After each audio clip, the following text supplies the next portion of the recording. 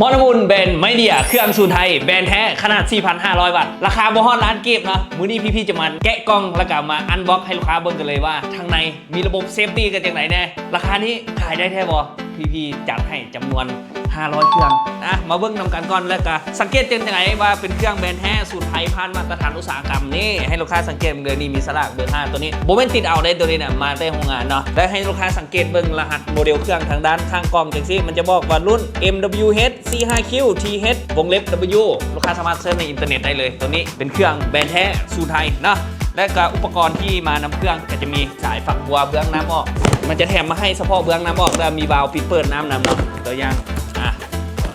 นี่มีฝักบัวมาให้นะแล้วก็มีสายท่อชนความร้อนได้ตัวนี้มันลูกค้าจะเอาสายทั่วไปมาใส่บ่ได้เนาะถ้าจะเปลี่ยนฝักบัวก็ต้องเปลี่ยนเป็นสายที่เป็นมาตรฐานที่ทนความร้อนเนาะแล้วก็มีวาล์วน้ำมีบอลจับฝักบัวให้มาสำหรับตัวเครื่องทางด้านในมันจะมีหูด้านน้ำเข้าน้ำออกบางคนก็ชิหูติดตั้งบางคนก็โบหูติดตั้งจริงๆและที่สำคัญเลยโบต้องไปสลับสายไฟคือจุดนี้เลยนี่